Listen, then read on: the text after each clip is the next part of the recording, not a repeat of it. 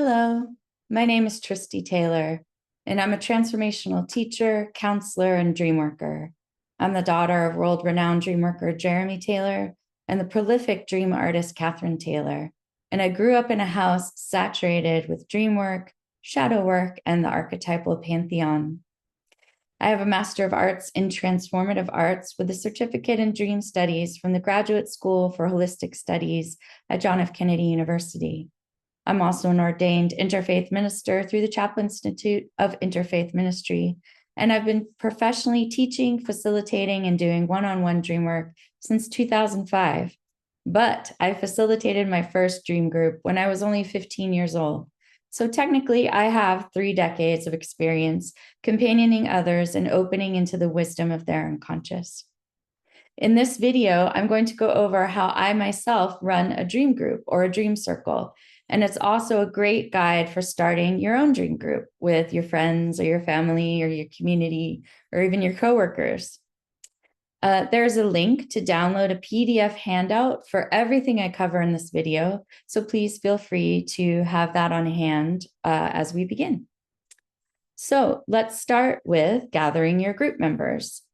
I recommend finding at least 3 other people besides yourself to start a dream group with. This way, if one person can't make it for a meeting, you'll still have 3 people and therefore a group. I suggest limiting the group to no more than 10 to 12 people.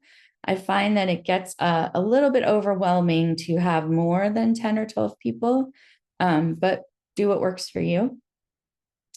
In my own dream group that I facilitate online, I do an 11-week in-depth dream circle twice a year. And I limit that to 10 people.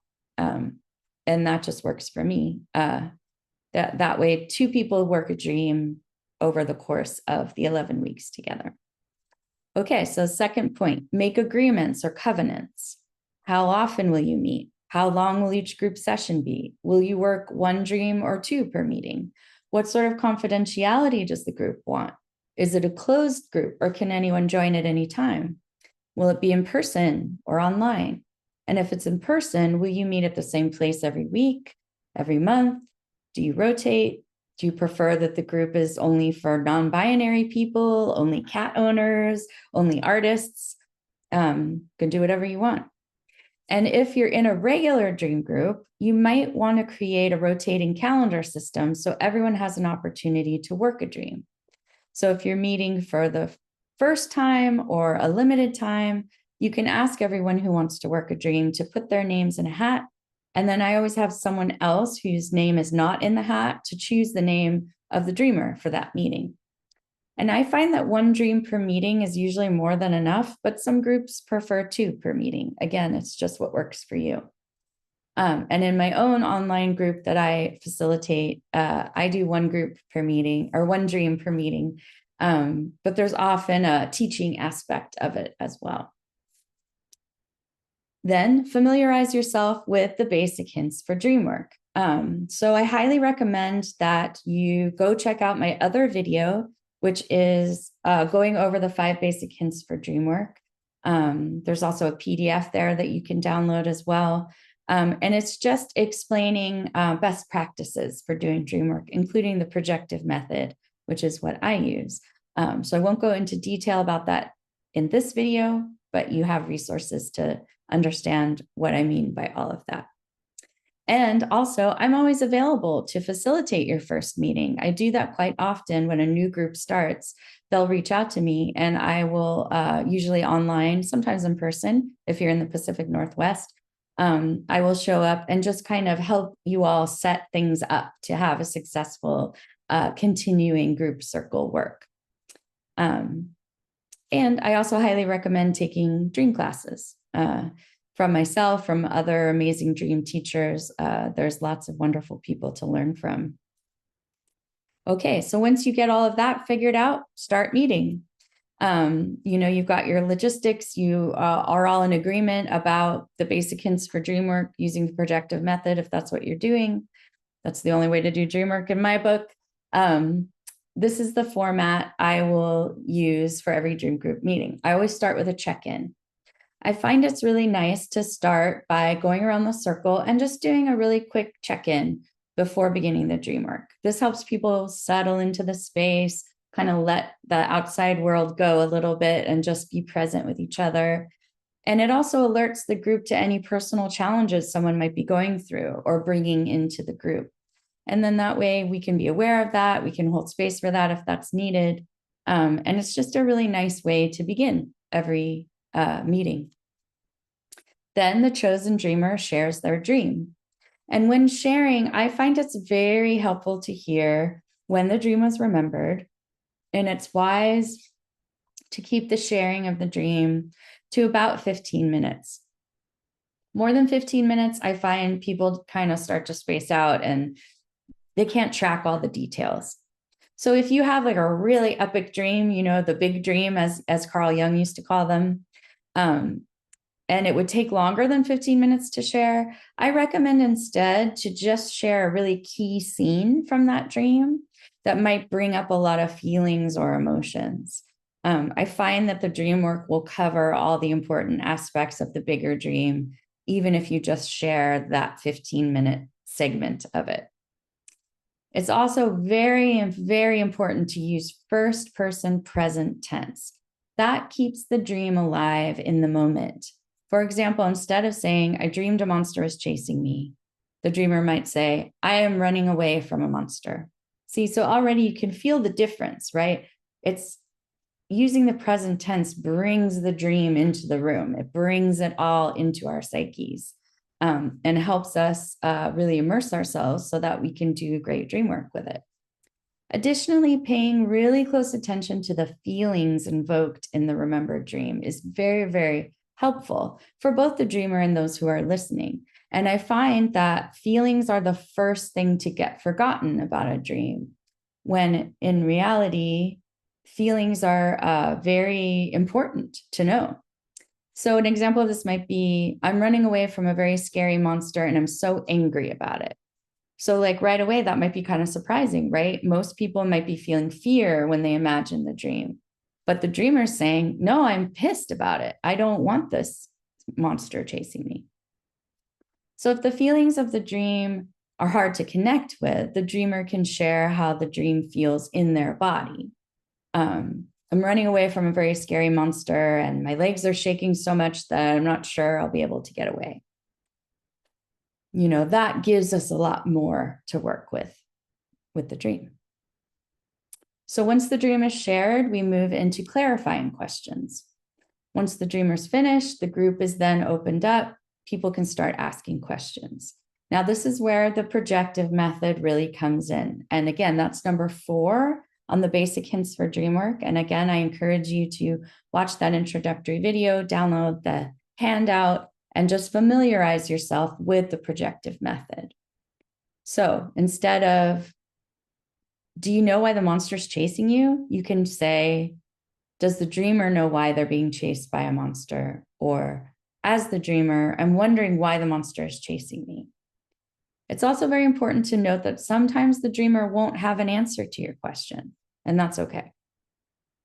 And I'm aware that the projective method, especially when asking questions, is really challenging. It's awkward and it's hard to do. I really encourage you to start using it at the question time because it's good practice and it really honors the fact that all I've got to work with is my imagined version of your dream. So I should be asking questions from that place as well.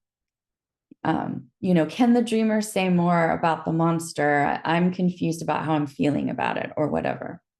So keeping it in I statements. Then you move into the actual dream work, the projective dream work. So once all the clarifying questions have been answered, and I find it's good to give that no more than 15 minutes. You might find that everyone can ask questions forever until your time is up. So pay attention to the time. You know, whoever might be facilitating or taking a leadership role in the group, just close the question time around 10 or 15 minutes so that you can get into projections. And this is when everyone can share what their imagined versions of the dream have brought up in them. And again, it's essential that the projective method be used for this process. So I statements, if it were my dream, or in my imagined version of the dream. So for example, in my imagined version of the dream, I'm angry that the monster is chasing me because we used to be friends. We use the projective method because it's very different experience for the dreamer to say, hear from someone, well, clearly this dream is about your abusive father. As opposed to, in my imagined version of the dream, this is about my childhood fears of my abusive father. So you can tell already, right? That's very different space to receive information from someone. And it also honors the fact that whoever is doing the projecting on the dream might have some childhood fears about their abusive father. And that's a nice opening for them to have, even though it was inspired by someone else's dream. The dreamer is then free to respond or not respond to these projections in the moment. Be careful of having an attachment, right? To, oh, I want the dreamer to agree with me. They're feeling this too. Try to stay aware of that because the dreamer doesn't owe you anything. It's a wonderful thing that you're sharing. And it might be this other person in the circle who hasn't even said anything yet starts to tear up because they have childhood fears about their abusive father. So you never know who your projection is actually being of service to. It may not affect the dreamer, but there could be someone else in the circle that it really touches. Because dream work is for everyone, not just the dreamer. That's what's so cool about this work. I can have just as powerful of an aha around someone else's dream work process as I can with my own dream. Very cool. So then again, usually when there's about 8 to 10 minutes left in our circle time, I will bring up that it's time for final remarks. And the dreamer always gets the last word. So when you've got, maybe 10 to 15 minutes of the group meeting time left, the dreamer can ask for any more reflections or projections on any aspect of their dream, particularly if it hasn't been addressed yet. So maybe in this imagined dream we're working with, this example dream, the monster is wearing a hat and nobody talked about the hat. So the dreamer might say, this has all been great, but hey, what about that hat? Does anyone have any projections about the hat? Then when that's been discussed and you're at the end of your time together, the dreamer always has the last word. This is very important. It seems kind of simple and not that important. It's actually very, very important. You don't want someone else's projection to be the last thing spoken about the dream. You want the dreamer to hold that last piece because after all, it is their dream. That's something they've shared with us and that's a gift. And so they should get to have the last word. So they could share any insights or ahas they had through the process. They can simply just give their thanks or whatever, but they should have the last word. And then if you're continuing to work together, pick the dreamer for the next meeting. If you haven't already created a rotating schedule, and say your goodbyes. So that's essentially how I run my own dream groups and circles. And that's a great template for you to run your dream circles if you like.